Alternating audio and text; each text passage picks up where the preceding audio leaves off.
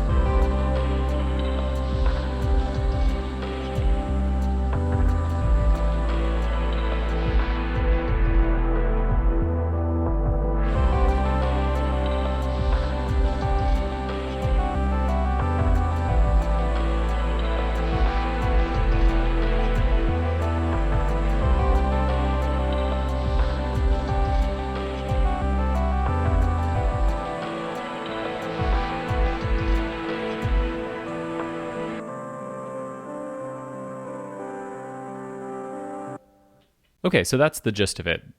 There are different parts that I'm playing with to make different arrangements with this tune. It's kind of a work in progress if it ever ends up becoming something. But let's talk about the loops. So the piece starts with this very simple melodic drone. And I have added a false sidechain to that using this LFO. So without, it sounds like this. It's just a nice drone. To start the tune, I have it coming in with this drum loop.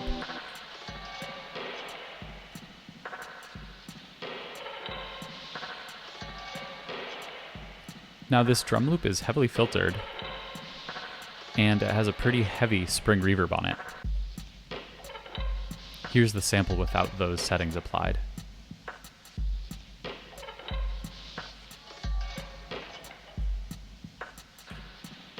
You still retain that essential sound of the loop. And we're not changing the BPM, there's no time stretching. But it definitely adds like a little bit of flavor and texture. So we've already kind of altered things a little bit. But it's still a preset drum loop that I didn't come up with. As a drummer and somebody who loves programming drums, that feels a little bit weird to me if I'm being honest. I have combined it with this drum loop as well. Also 90 BPM. And as you can hear, applied filter, and I don't have any delay applied, but that's what it sounds like at its, full value. I've also pitched it down a little bit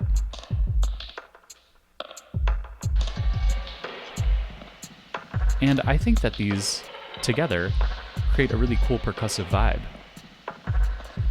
Are these two alterations of these two loops greater than the sum of the parts of the loops by themselves? Does that make sense? Am I doing enough creatively to merit the use of these full loops and then put my name on them? Let's keep moving before we kind of get into whether that's a yes or a no. One of the main tracks we have here is this synth loop. As you can see, I've just laid down a single trig and have this loop playing as this whole part. It is time stretched, so we get some interesting artifacts here. And of course, I've applied a filter, but that's really all I've done. So let's listen to the sample in its natural state.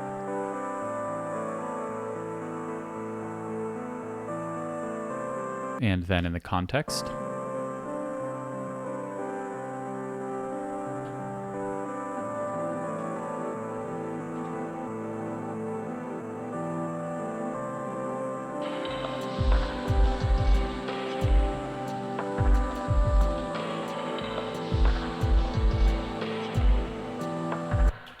But now we're at a point where we've added in a lot of components that didn't all come together, and they're kind of blending to create this own style or vibe or context of their own. Here's where things get more interesting, in my opinion.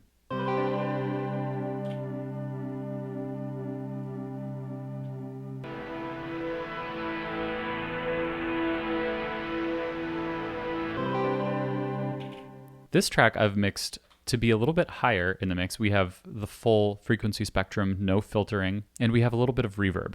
But what I've done here is I've taken two samples, and let's listen to them totally dry. We have a chord. And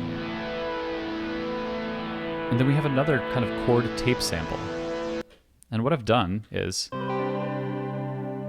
implemented that one chord there,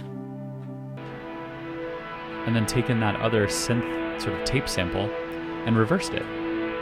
Now these come from the same pack, and I think they work really well together. And in combination with this main chord part,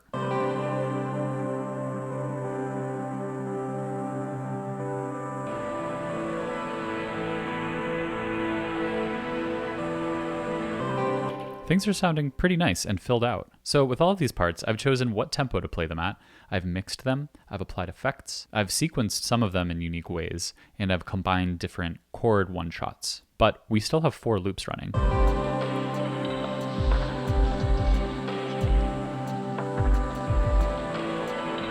It might be worth noting that these loops aren't stems of anything. They weren't designed to be part of the same song.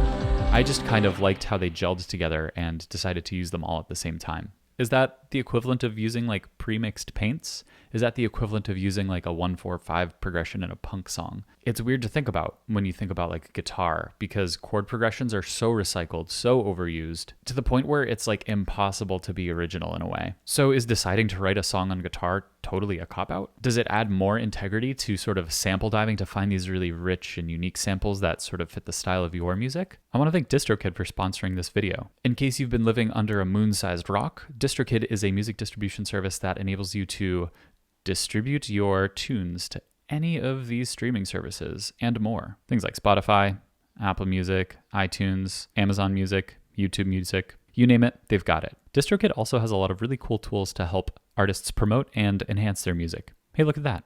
Enhance your music. One of the things I want to talk about today is the Spotify Canvas generator. Canvases on Spotify are the background videos that you see when you select a song. Some artists do this, not all do, but it's kind of a fun creative bonus when I listen to a song for the first time and there's some imagery that the artist has associated with the song. So let's see what they got for cowboys. Say you write a song about a cowboy and you want to use a little clip of a rodeo guy just kicking about. Well, DistroKid has your back. All your cowboy needs will never go unmet.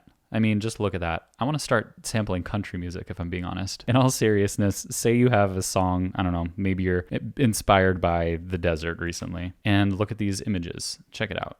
Got a cute camel. You got some nice dunes. You can use any of these video clips as presets, basically, to provide some video context to your music. If you're interested in signing up for DistroKid, you can use the link in the description of this video to get 7% off of your first year of subscription. Thanks again, DistroKid, for sponsoring this video and working with me in 2023. We're not quite done, though. We have this bass sample.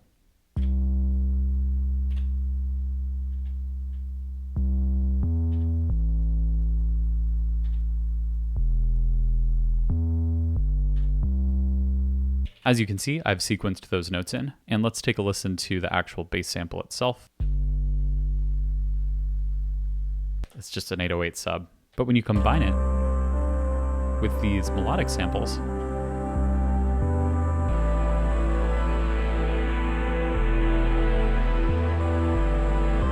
it gives them context. I've also created a melody with this synth sound. Let's take a look at the trigs as this track plays.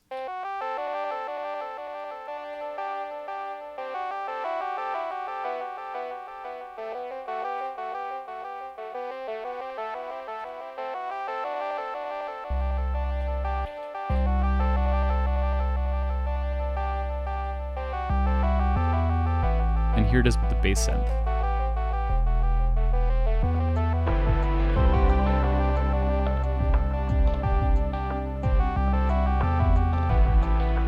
So how do you define the character of the song? Is it melody? Is it rhythm? Is it a combination of both? I mean, yeah, obviously it's a combination of both, but let's take a listen to this synth sample. As you can hear, there's a ton of delay. So let's get rid of that. And then let's put the filter at its default values. And this is going to take a bit because I've completely reversed it, actually, which I forgot about. Here's what the synth sample sounds like. So arguably, I did the most of anything to this silly little buzz one-shot synth sample. Here's that.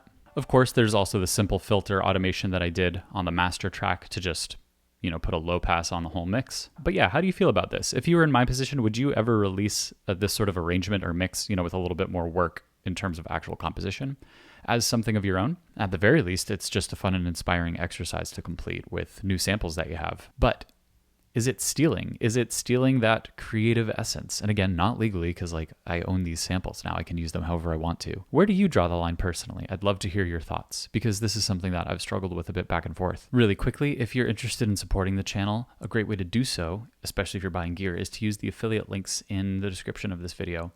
I do get a small percentage of a kickback from those purchases. If you're interested in one-on-one lessons with me, I specialize in electrons gear, particularly Digatone, Digitact, and Octatrack, and I'd love to give you some lessons. Check out my Patreon for some more details on that. And as always, if you want to just chat or drop a line, of course, you can say hello in the comments or head over to my Instagram @slowhaste. Thank you as always for joining, and I'll catch you in the next one. Peace.